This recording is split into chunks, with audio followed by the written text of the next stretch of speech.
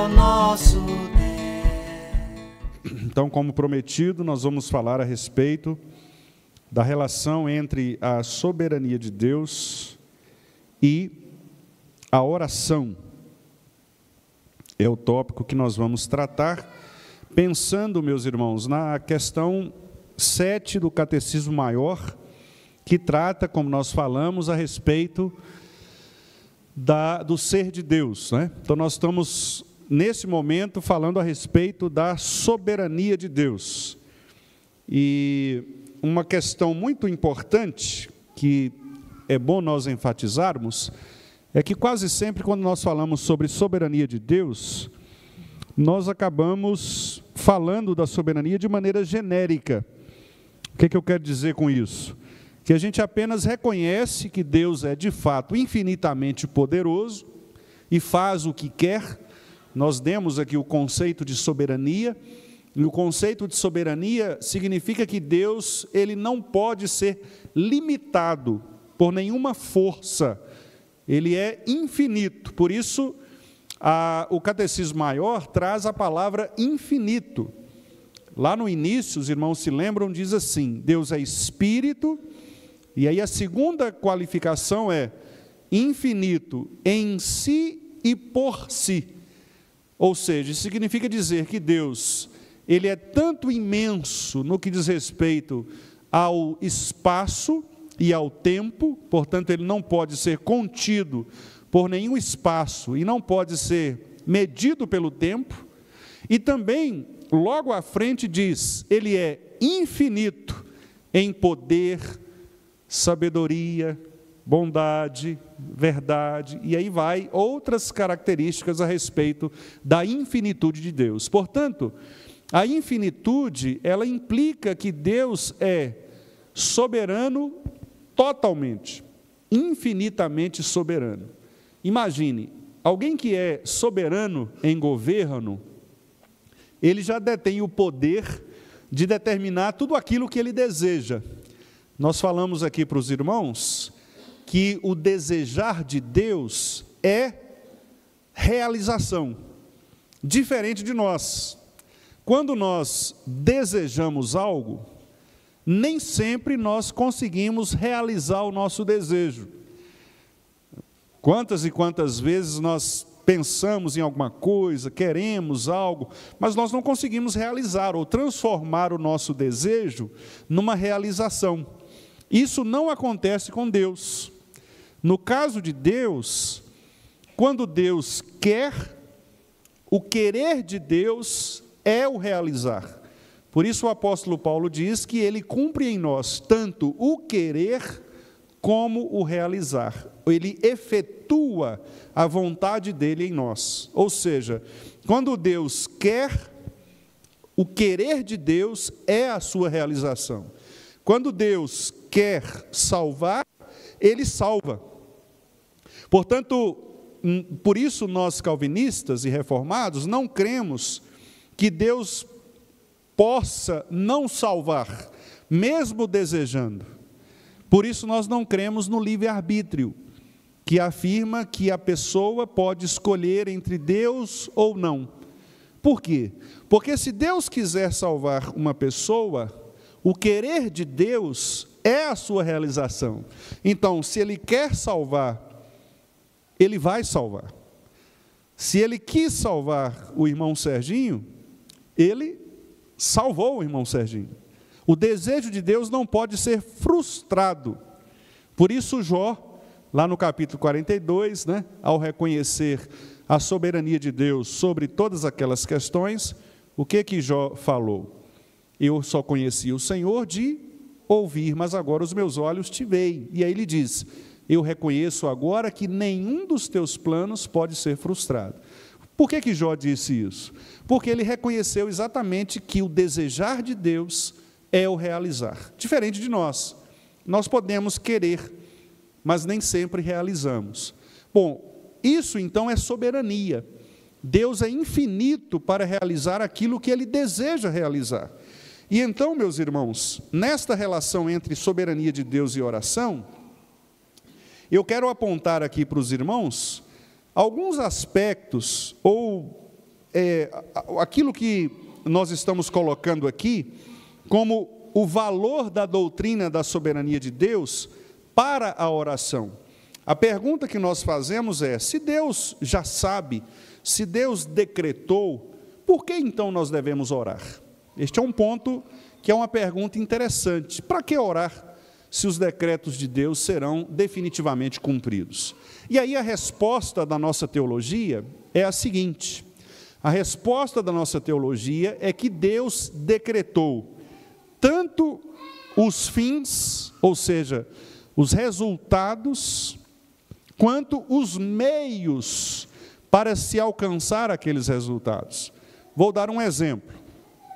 Deus, ele resolve salvar uma pessoa. Salvar uma pessoa. E como que a Bíblia diz, qual o meio a Bíblia estabelece para que uma pessoa seja salva? O que é preciso fazer para que uma pessoa conheça a respeito de Jesus e seja salva? Pregação de quê? Da palavra, do Evangelho, correto? Então veja, Deus decretou que o irmão Miro seria salvo, em algum momento. Mas por qual meio o irmão Miro seria salvo? Pela pregação da palavra. Então o irmão Miro, ele precisava ouvir o Evangelho, correto? Então Deus, ele decreta tanto o fim, que é a salvação do irmão Miro, como o meio, que é a pregação da palavra para o irmão Miro. Então isso explica também a relação de Deus com a oração. Deus decreta o que é que vai acontecer e ele estabelece a oração como meio para aquela coisa acontecer. Percebe?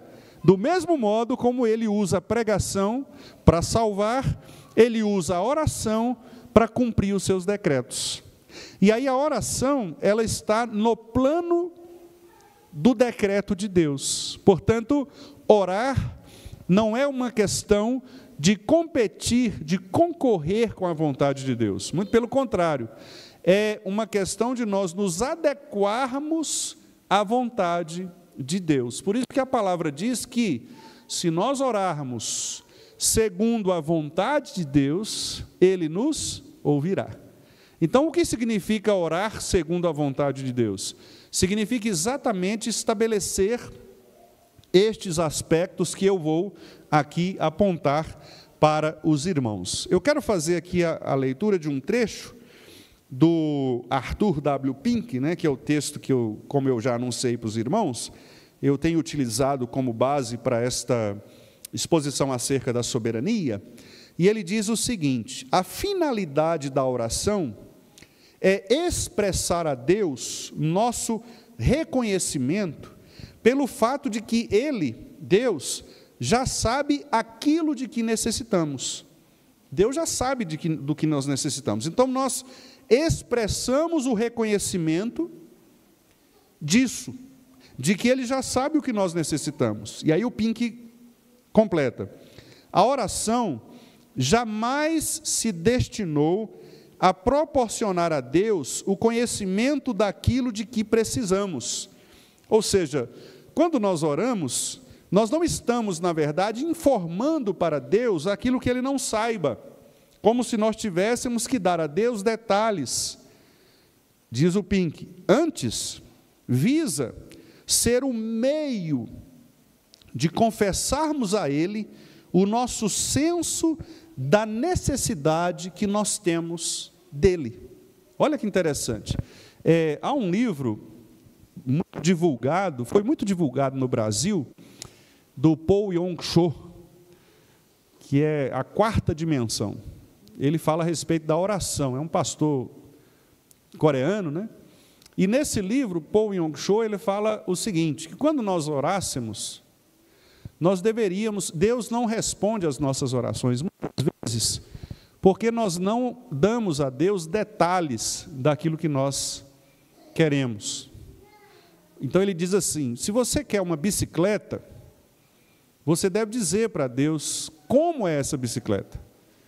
A bicicleta, ela tem que ser Monarch, do aro tal, da cor vermelha, ela tem que ter um câmbio de marcha Shimano, tem que ter roda de alumínio, tal, porque segundo o Paul Yong-Cho, se nós não fizermos isto, Deus não vai ter como responder a nossa oração, porque uma oração genérica não atende àquilo que nós de fato desejamos.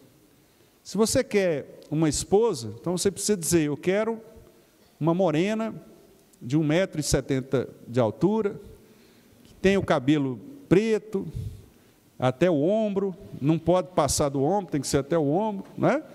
Que tenha os olhos caramelizados, que pese entre 60 e 65 quilos, né?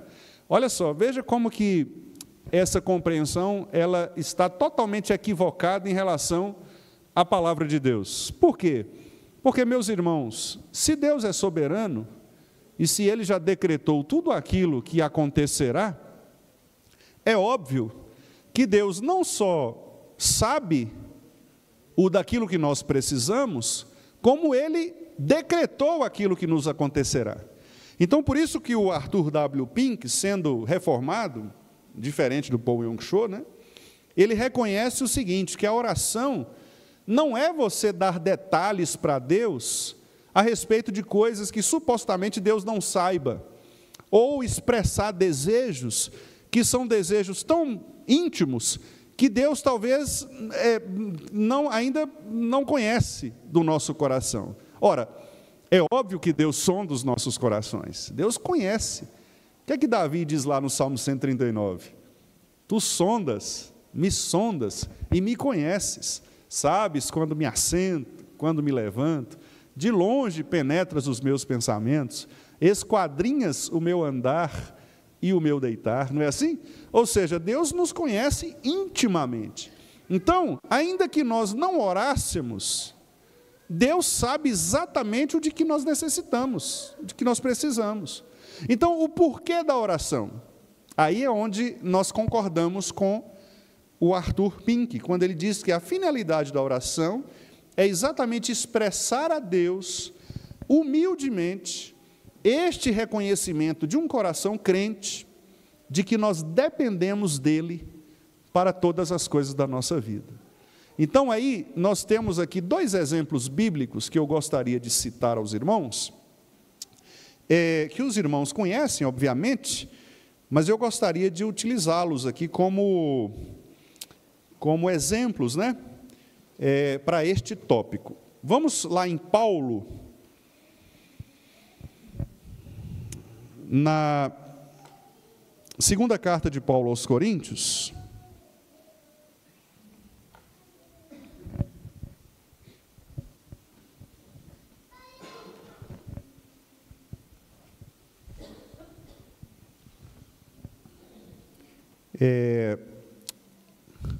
nós não vamos conseguir projetar, né, Caio? Hã? Pode projetar, então, por favor, Caio? Por gentileza.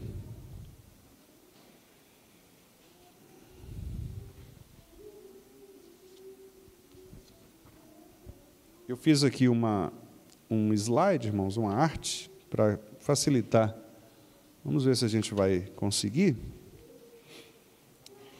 Segundo aos Coríntios, capítulo 12, meus irmãos.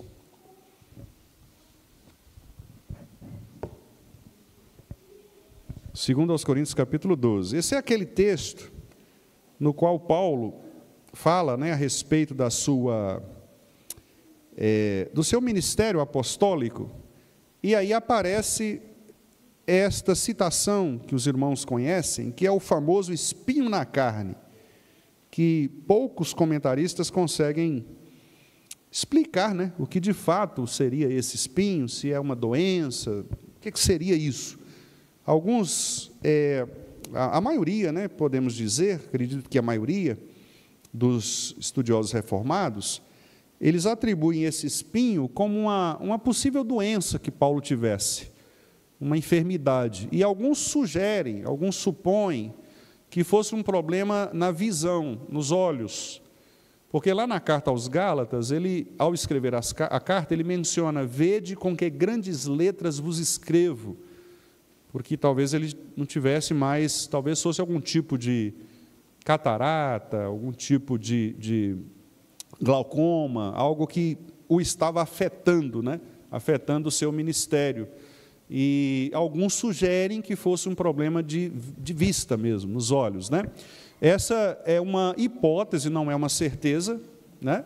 Mas o fato é que Paulo tinha esta complicação, dificuldade, que, segundo ele, era um obstáculo imposto para que ele não se ensoberbecesse. Paulo era muito bom, meus irmãos. Paulo era gênio, né? Paulo era um homem acima da média. Ele era poliglota, né? Falava várias línguas, ele era filósofo, discutia com muita facilidade a filosofia grega, conhecia melhor do que muita gente a própria religião judaica. Ele era treinado, né, para o tipo de argumentação. Por isso que as cartas de Paulo são muito distintas em relação à profundidade, à argumentação, ao conteúdo, né? Até hoje, muitos estudiosos estudam Paulo e não conseguem chegar, às vezes, a definições, né, de termos em suas cartas, porque ele é muito complexo mesmo. Deus deu a Paulo uma inteligência descomunal, né, uma inteligência rara. E aí, uma pessoa desse naipe, desse nível, né, Deus tinha que regular, controlar, porque ele poderia se ensoberbecer, ele poderia achar que era melhor do que os outros. Então, é disso que ele diz aí no versículo 7, olha só. Vamos ler juntos? 2 Coríntios 12, de 7 até 10. Vamos lá. E para que não me ensoberbecesse com a grandeza das revelações, foi-me posto um espinho na carne, mensageiro de Satanás, para me esbofetear, a fim de que não me exalte. Por causa disto, 3 vezes pedi ao Senhor que o afastasse de mim. Então ele me disse: a minha graça te basta, porque o poder se aperfeiçoa na fraqueza. De boa vontade, pois, mais me gloriarei nas fraquezas, para que sobre mim repouse o poder de Cristo, pelo que sinto prazer nas fraquezas, nas injúrias, nas necessidades, nas perseguições, nas angústias, por amor de Cristo, porque quando sou fraco, então é que sou forte. Esse texto é riquíssimo, não é, meus irmãos? Porque nos mostra aqui, como eu falei, um homem com qualidades extremamente destacáveis, né? Mas que agora recebe este freio para que ele pudesse se regular quanto a si próprio, né? E ele diz aqui o seguinte, que ele orou ao Senhor. Esse é o ponto que eu gostaria de destacar. Versículo 8. 3 vezes pedi ao Senhor. O desejo de Paulo era que Deus o curasse, né? Que esse espinho na carne fosse afastado, que Deus o curasse, que ele fosse curado. Mas qual foi a resposta de Deus? Paulo, eu não vou te curar. Eu vou deixar você com esta doença, mas eu vou dar a você graça para suportar as limitações que esta doença causa em você. Então Deus responde à oração do apóstolo com o desejo de Deus, que era manter a graça sobre Paulo, para que ele pudesse exatamente superar o seu orgulho, a sua vaidade, e viver humildemente para o Senhor. E aí o versículo 10, ele faz essa declaração maravilhosa, né? Ele diz, na verdade, o prazer que eu sinto agora é exatamente naquelas coisas que supostamente seriam problemas para outras pessoas. O prazer que eu tenho é sofrer por Cristo, é ser perseguido, é ser injuriado, é carregar o nome de Cristo e ser açoitado por isso, ser constrangido, passar angústia, preocupação. Será que se eu for para Roma eles vão me prender pelo caminho? Será que se eu pregar nessa sinagoga eu vou estar vivo amanhã? Será que se eu viajar para Cilícia eu vou encontrar comida, eu vou encontrar apoio? Será que tem um missionário lá em Creta para que eu possa me repousar? São angústias, preocupações, e Paulo está dizendo, eu tenho prazer nessas coisas agora, porque Cristo transformou o meu coração de tal maneira que Ele não curou a minha enfermidade, mas Ele me deu graça para superar a enfermidade. Então aqui a gente percebe a oração como o meio pelo qual Deus cumpre, não o desejo, mas a vontade dEle. O desejo de Paulo era a cura, mas o desejo de Deus foi outro. Por isso Jesus também, de modo semelhante, Ele orou, Pai, se possível, passa de mim esse cálice, contudo, faça-se a tua vontade. Então, embora o desejo humano fosse a vontade de Deus se cumpriu de maneira absoluta. Vamos ver agora o segundo texto, que é o texto de Lázaro.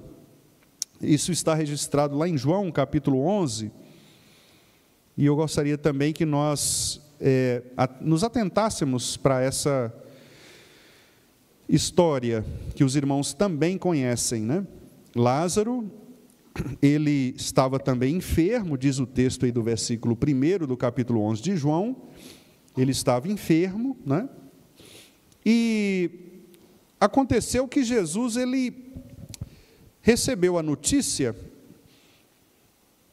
lá no versículo 4, e ele disse o seguinte, esta enfermidade não é para a morte, e sim para a glória de Deus.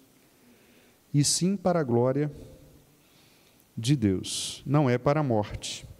Mas os irmãos sabem, né, o que aconteceu no versículo 13, diz o seguinte, que Jesus falara com respeito à morte de Lázaro. E versículo 14, Jesus disse claramente, Lázaro morreu. Como assim, né? Essa doença não é para a morte, é para a glória de Deus, e Lázaro morreu. Parece uma aparente contradição. O próprio Jesus dizendo, não, essa doença dele não vai levá-lo à morte. Ninguém morre disso, né? Mas ele morreu. Só que o detalhe aqui é exatamente a fala de Jesus, quando ele diz, não é para a morte, e sim para a glória de Deus. Por que para a glória de Deus? Porque depois, observem que Jesus, como sabemos, estando Lázaro já sepultado há 4 dias, versículo 17, né? Então, as irmãs já estavam sendo consoladas pela morte dele, Jesus foi até lá e o fez sair do túmulo. Seu irmão, teu irmão, versículo 23, há de ressurgir. Marta entendeu que essa ressurreição se referia ao último dia, né, ao retorno de Cristo, e Jesus fez com que aquele milagre acontecesse imediatamente. Então, isso está lá no final, né, versículo 43, quando Jesus clama em alta voz, Lázaro, vem para fora. O texto diz no 44, saiu aquele que estivera morto. O detalhe aqui, meus irmãos, acerca da oração, é que quando as irmãs de Lázaro informam a Jesus a respeito da doença dele, elas não pedem a Deus, a Cristo, né, para curá-lo. Mas olha qual é a informação que elas dão. Versículo 3. Senhor, está enfermo aquele a quem amas.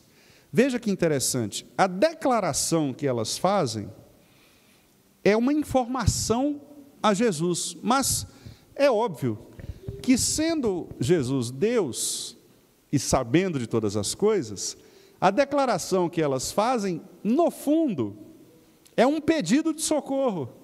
Senhor, aquele a quem o Senhor ama está enfermo. É como se dissesse, só o Senhor pode curá-lo.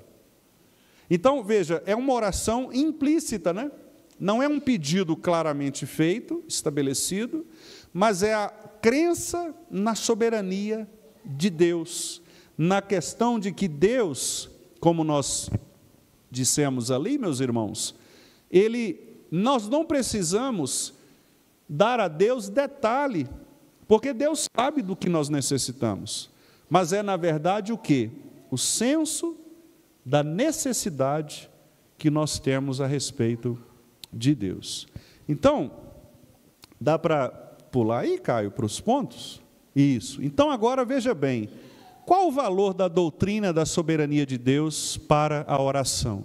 Aí eu quero propor aos irmãos 10 tópicos como resumo daquilo que nós podemos responder. Se Deus já sabe, por que nós devemos orar?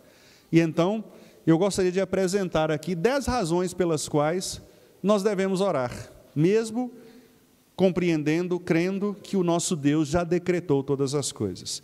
Então, o primeiro deles, peço aos irmãos que vão abrindo aí os textos, para que a gente possa ler os textos à medida que formos afirmando os tópicos, né?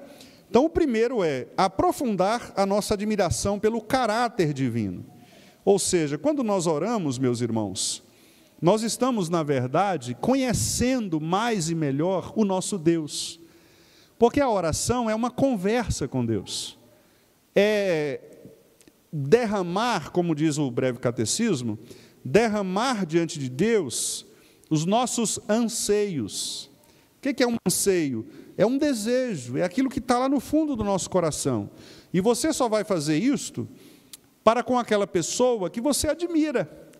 Para quem você vai contar uma situação delicada da sua vida? A quem você vai confiar, confessar sobre um detalhe importante de sua vida? Aquela pessoa em quem você confia. Aquela pessoa que você sabe que pode te ajudar, que pode resolver sua situação. Você não vai compartilhar suas dificuldades com qualquer pessoa por aí. Você não vai parar alguém na rua e dizer, olha, vem cá que eu preciso confessar uma coisa. Não, você vai procurar uma pessoa que você sabe que pode te ajudar, que vai resolver o seu problema, que vai te encaminhar. Então, à medida que nós reconhecemos quem Deus é, nós começamos a admirar de uma maneira mais especial o seu caráter. Vamos ler esse texto de Apocalipse apenas como um modelo, né, de apreciação do caráter de Deus. Vamos lá, Apocalipse 4, versículo 11. Vamos ler juntos. Tu és digno, Senhor e Deus nosso, de receber a glória, a honra e o poder, porque todas as coisas tu criaste, sim, por causa da tua vontade, vieram a existir e foram criadas. Por que a citação deste texto? Porque aqui, este texto é uma declaração de todos aqueles que são santos no céu. A visão apocalíptica de João aqui é exatamente a visão dos santos reunidos, que agora glorificam ao Senhor por aquilo que Ele é. E observe, meus irmãos, que além das características atribuídas a Deus, a honra, poder, a glória, aqui o texto diz, porque todas as coisas tu criastes por causa da tua vontade. Então veja, o reconhecimento da vontade de Deus é que nos faz admirá-lo. Por isso nós oramos, admirando aquele que pode, pela sua vontade, cumprir os seus decretos santos e sábios nas nossas vidas. Então esta é a primeira razão, é aprofundar nossa admiração por quem Deus é. O segundo motivo é exaltar o firme alicerce de nossa fé. Meus irmãos, nós precisamos não de amuletos, de símbolos sagrados, de imagens, de coisas visíveis para acreditarmos no poder de Deus. Nós não precisamos destas coisas. A fé que nós temos é a fé baseada na convicção da promessa do próprio Senhor Jesus Cristo, de que estaria conosco sempre, em todas as situações. Então, quando nós oramos, nós podemos ter a certeza de que o nosso Pai nos ouve por causa da mediação de Cristo Jesus, o nosso Senhor. E isto alimenta a nossa fé e fundamenta a convicção de que nós seremos ouvidos conforme Ele mesmo estabeleceu o meio, o modelo, o método. Vamos ler esse texto, o Evangelho de Mateus, capítulo 11, versículo 29, texto também muito conhecido nosso, né? Texto final ali, em que Jesus trata a respeito das pessoas que estavam sobrecarregadas pelo peso da lei, né? E agora Jesus convida estas pessoas para saírem desse farisaísmo, desse legalismo, e descansarem nele. Vamos ver? Mateus 11, 29, vamos ler. Tomai sobre vós o meu jugo e aprendei de mim, porque sou manso e humilde de coração, e achareis descanso para a vossa alma. Algumas pessoas equivocadamente interpretam esse texto como se Jesus estivesse aqui falando de um cansaço e de uma sobrecarga física, né? Alguma pessoa que está cansada espiritualmente. Aqui a ideia é de pessoas que estavam confiando no legalismo, na obediência à lei. Só que a obediência à lei, ela não traz descanso. Por quê? Porque você pode cumprir 99,9%. Uma hora você vai falhar. Por exemplo, a pessoa fala assim, olha, nunca vou atrasar na igreja. Vou sempre chegar, se o culto é 7, eu vou chegar às 6h55. Aí vai ter um dia que você vai chegar às 6h56. Pronto, você quebrou a lei. Aí você já vai para o inferno. Porque a Bíblia fala que você tem que obedecer a lei toda e perfeitamente, entendeu? Então o que Jesus está falando é o seguinte, os fariseus, eles querem pregar uma salvação que cansa, que sobrecarrega, porque não tem como. Qual é o modelo de salvação? É o modelo que descansa em Jesus. Vinde a mim, vocês que estão cansados dessa sobrecarga da lei, do legalismo, porque eu já cumpri. Meu jugo é suave, meu fardo é leve, descanse em mim. Eu cumpri a lei. Então, o que isso tem a ver com a oração? Exatamente porque na oração nós não devemos apresentar a Deus os nossos recursos legalistas, as nossas barganhas, como aquele fariseu disse, Senhor, muito obrigado, porque eu não sou pecador como aquele aqui que está do meu lado, né? Eu sou melhor, eu vou à igreja, eu dou o dízimo, eu tenho tantos anos de conversão, minha família é toda crente. Não, nós não precisamos usar esses argumentos, muito pelo contrário. Esses argumentos de nada valem para que o Senhor nos atenda. E a Bíblia está recheada de exemplos assim, de pessoas para quem os recursos eram nenhum, e Deus os salvava. O cego, né? Senhor, filho de Davi, tem compaixão de mim. Jesus curava. A mulher que tinha um fluxo de sangue, chegou e tocou em Jesus, foi curada. Quer dizer, pessoas que não podiam apresentar nada de si mesmas. Mas o que elas fizeram? Elas alicerçaram a sua fé no lugar certo, que é Jesus Cristo. Então, a oração também faz isto, ela exalta o firme fundamento de nossa fé. Terceiro lugar, a oração, ela vai repudiar nossa autossuficiência, que é exatamente aquela ideia de que nós merecemos, de que nós temos condição de fazer algo. Aquilo que eu disse para os irmãos, né, na quinta-feira passada, às vezes a gente tem aquela mania de falar assim, agora a pessoa está numa situação muito ruim, né? Agora é só Deus, né? Mas e antes, não era Deus? Desde o início não foi Deus? Por que só no final Deus tem que aparecer, né? Como se fosse um mágico, né? um mestre dos magos, alguém lá que, né, surpreendentemente aparecesse como um herói. E agora, quem poderá nos ajudar, né? Um Chapolin colorado, né? Aparecer para resolver. Não, Deus não é isso. Deus está presente em todo o tempo, desde o início, né? Então, a oração, ela nos ajuda também a repudiar essa suposta suficiência que nós temos, de nós tentarmos tomar as providências, não é? Não, eu vou agir assim, vou agir assado, achando que nós vamos resolver. Lembra que quando Neemias estava diante do rei, e ele estava triste por conta da situação dos muros, etc., os irmãos sabem da história, né? E ali, quando o rei falou, por que você está triste, Neemias? O que você precisa, né? Resumindo, ele orou ao Senhor. Quer dizer, a oração nós não sabemos, a Bíblia não revela o conteúdo. Parece ter sido uma oração muito rápida, né? Muito, assim, breve ali, porque ele estava numa situação, numa audiência com o rei, não tinha tempo, né, muito tempo. Nós não sabemos o que ele orou, mas certamente ali Neemias estava exatamente diante dessa situação. Olha, eu não posso fazer nada, o rei pode, eu estou na frente dele, ele está perguntando o que eu preciso, então eu vou falar para ele, rei, nós estamos precisando reconstruir os muros. Eu tenho que ir lá no meu povo, o senhor tem que me liberar. Aí o rei, o que Deus fez? Não, libero. E do que você precisa? Ah, preciso de madeira. Então, além de liberar, eu ainda te dou o material, né? Quer dizer, olha só. Então, Deus, o que é ali? Neemias não tinha o que fazer. Ele orou ao Senhor. Vamos ver esse texto, Romanos 9,16.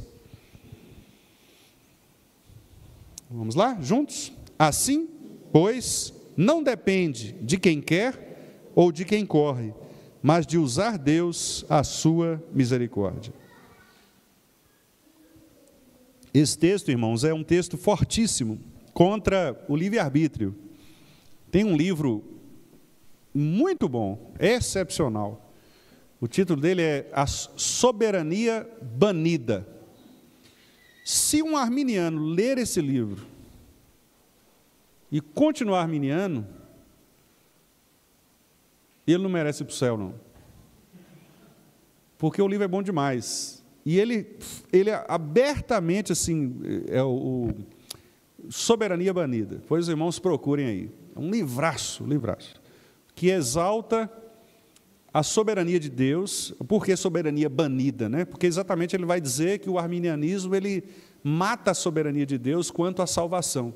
E um dos textos que ele utiliza lá é esse, que claramente Paulo toma do Antigo Testamento para dizer, olha, não depende de quem quer e de quem corre. Não é o homem que tem capacidade em si para escolher Deus. É Deus quem escolhe. É Deus quem chama. É Deus quem faz. Então isso mostra o quê? Que nós devemos repudiar qualquer tipo de autossuficiência, de mérito. Ah, eu vou orar porque eu mereço isso. Ah, Senhor, tal. Não, nós somos, Davi disse, pobre e necessitado, porém o Senhor cuida de mim. Não é isso? Então é o reconhecimento de nossa falência. Pode passar, Caio, por gentileza. Quarto lugar, levar-nos à humilhação profunda. Salmo 87, 7. Abram aí, por favor, irmão. Salmo 87, 7. Salmo 87, 7.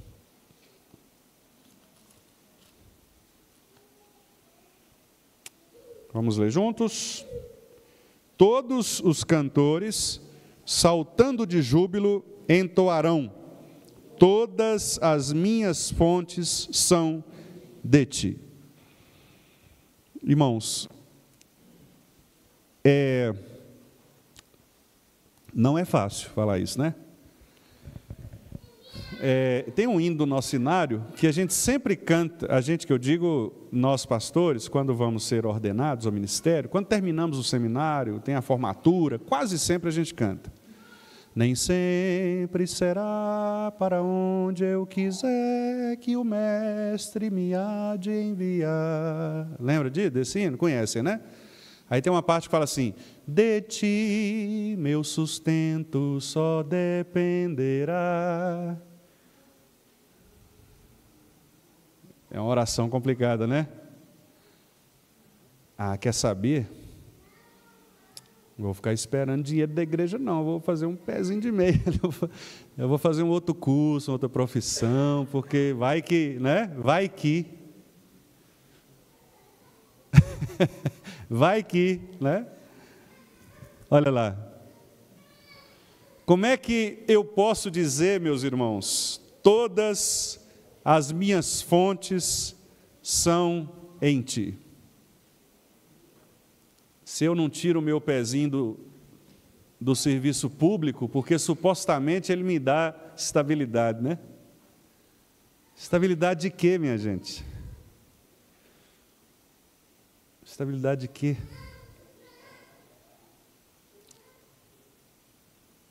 Se a gente pode ter uma doença, a gente pode ter um... Quem somos nós? Né? Recentemente eu tive uma ex-colega minha,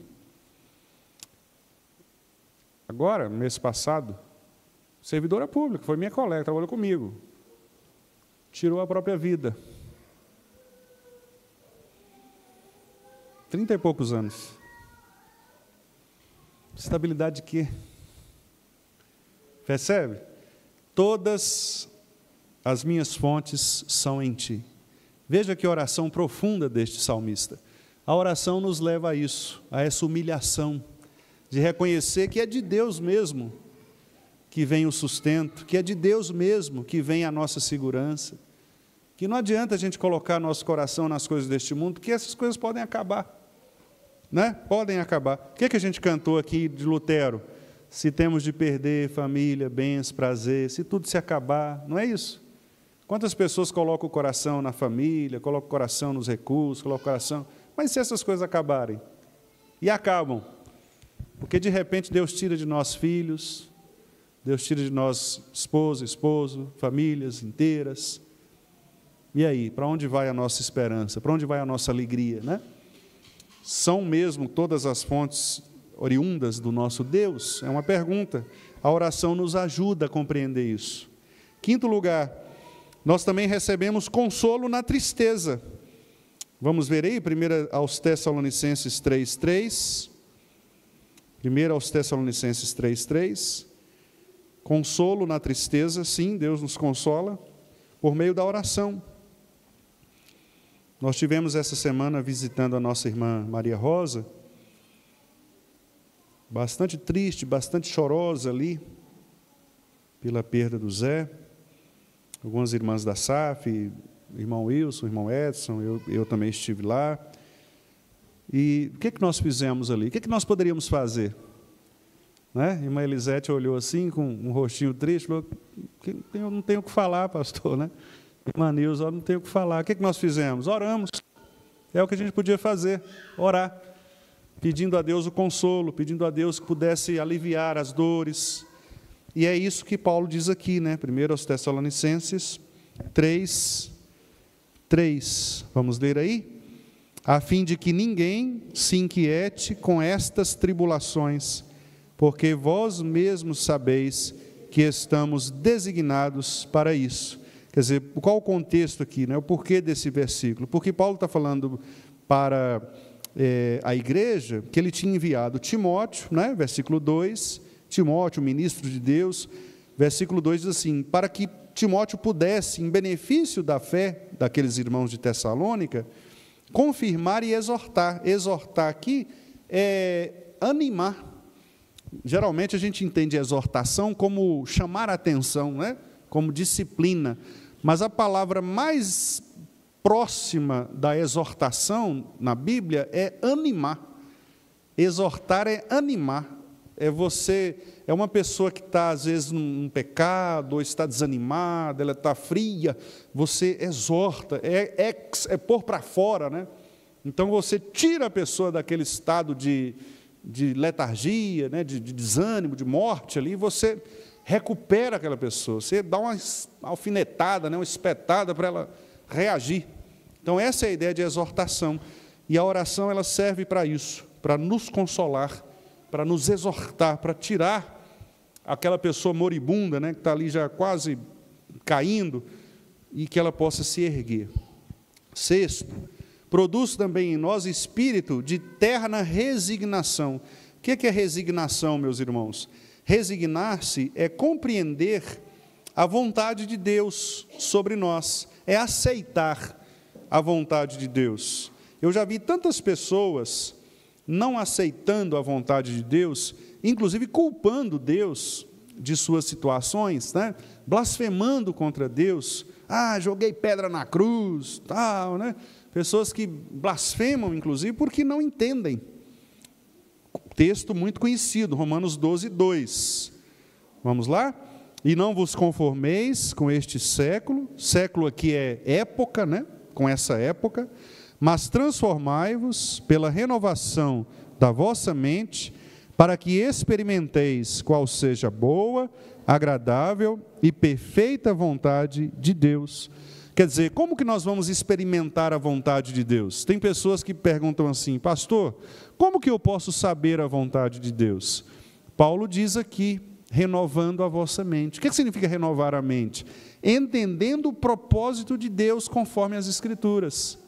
Vou dar um exemplo. Deus não diz para mim com quem exatamente eu devo me casar. Não há uma revelação, né, dizendo assim, trazendo o nome da pessoa, o CPF, o endereço, essa aqui. Não, mas Deus orienta você quanto aos princípios que você deve adotar para que o seu casamento seja aprovado por Deus. E, portanto, se você ouvir a voz de Deus e obedecer a estes princípios, você terá grandes chances de ser bem-sucedido naquilo que você fizer, na escolha que você fizer. Por quê? Porque você vai se encaixar na boa, agradável e perfeita vontade de Deus. Pode pular, Caio, para a gente fechar os 4 últimos tópicos. Conduzir-nos ao louvor. A oração também nos faz louvar ao Senhor por aquilo que nós recebemos dele. Filipenses 4:4. Vamos lá, meus irmãos, abrir para lermos juntos. Filipenses 4:4. Alegrai-vos sempre no Senhor. Outra vez digo, alegrai-vos. Outro texto também que nos admoesta, né? Porque é difícil se alegrar sempre no Senhor. A gente até se alegra, mas nos momentos bons, né? O problema é alegrar sempre. E o que significa alegrar-se sempre? Não é que você não possa chorar de tristeza em algum momento. Não é que você não possa dizer para Deus, Senhor, está doendo, estou sofrendo. Não, não é isto. Mas é que você tenha a convicção de que mesmo nas lutas, o Senhor está com você e a sua alegria não depende daquelas circunstâncias. Quer nas lutas, quer nas provas, a igreja sempre caminhando. Ela vai caminhar sempre, mesmo nas circunstâncias adversas. A vida é assim também. Ainda que eu ande pelo vale da sombra da morte, o Senhor está comigo no vale da sombra da morte. E eu vou continuar firme. Ou seja, a oração nos leva a louvar a Deus, saber da soberania de Deus, saber que Ele decretou todas as coisas para o nosso bem, nos faz louvá-lo, nos faz compreender alegremente a sua vontade. Ainda que por algum momento nós tenhamos que experimentar tristeza, ainda que nós tenhamos que experimentar algum tipo de dúvida, mas Ele está conosco, sempre. 8º, exaltar a certeza da vitória sobre o mal. Nós não precisamos temer, meus irmãos, os inimigos que se levantam contra nós. Maior é o que está em nós do que aquele que está no mundo. Veja o que Jó disse aí, Jó 23, 13. Jó 23, 13. Vamos? Mas, se ele resolveu alguma coisa, quem o pode dissuadir? O que ele deseja, isso fará. O que ele deseja, isso fará. Se Deus quis fazer, se ele resolveu fazer, acabou. Não há quem possa fazer o contrário, desejar o contrário. Então, isto exalta a certeza da vitória sobre o mal. Por quê? Porque a Bíblia diz que Cristo venceu a morte. Então nós não precisamos temer.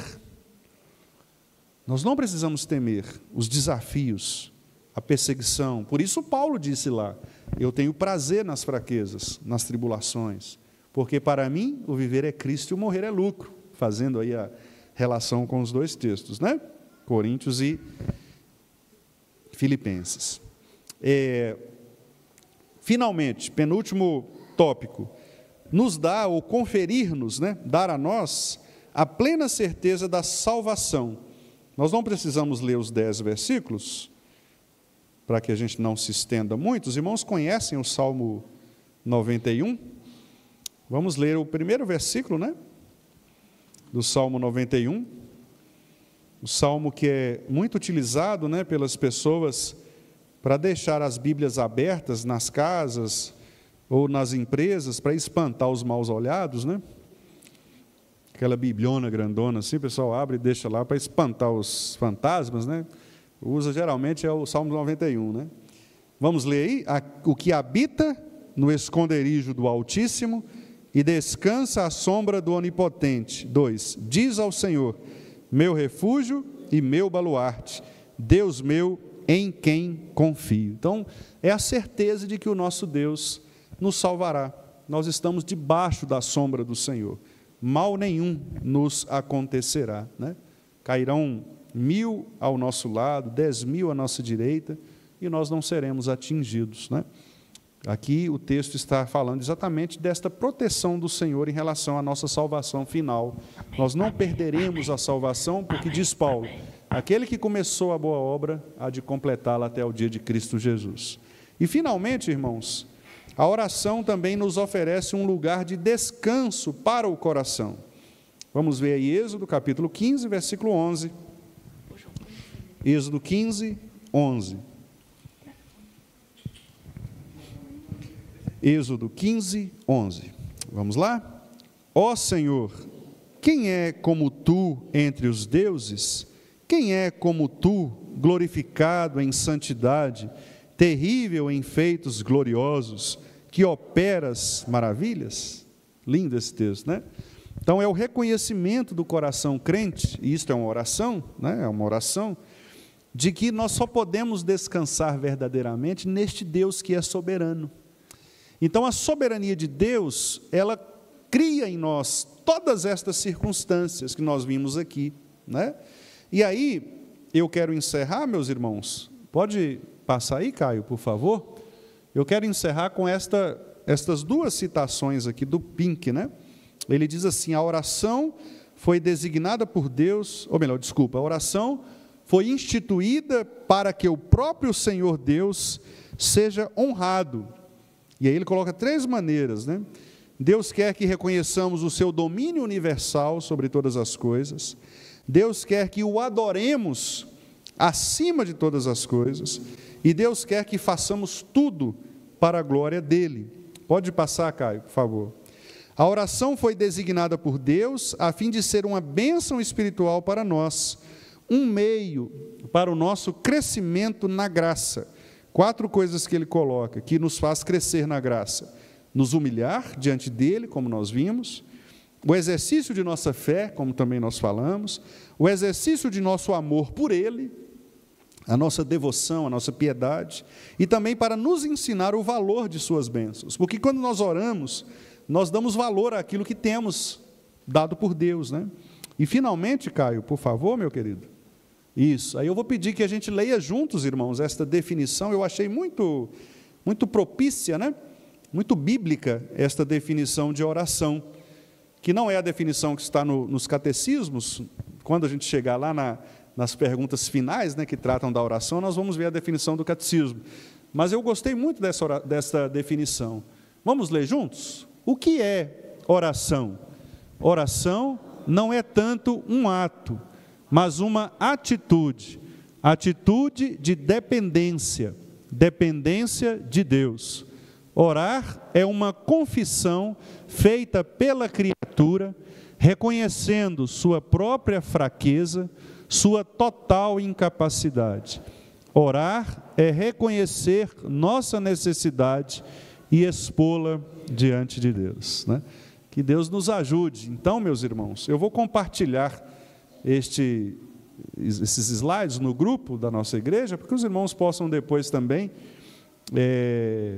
estudarem, né, em suas casas e também individualmente, e que a gente possa, com a graça do nosso Senhor, crescer, né, nesta graça maravilhosa do nosso Senhor Jesus Cristo, e que, ao compreendermos o quanto o nosso Deus é soberano, nós apliquemos isto às nossas orações, né? Ao crermos na soberania de Deus, Deus é infinito em poder, que nós saibamos, como crentes, nos colocar diante dele em oração, crendo de que ele pode fazer infinitamente mais do que tudo quanto pedimos ou pensamos, conforme o poder que ele mesmo faz executar ou faz operar por meio da sua santa vontade. Que ele, portanto, nos dê esta certeza de fé, né? Para que a nossa oração não seja apenas um conjunto de frases decoradas, né? Mas que seja mesmo um derramamento sincero, espiritual, santo, da vontade do nosso Deus, para que assim ele cumpra em nós, né, os seus decretos e nos ensine também a viver de acordo com a vontade dele. Amém, meus irmãos.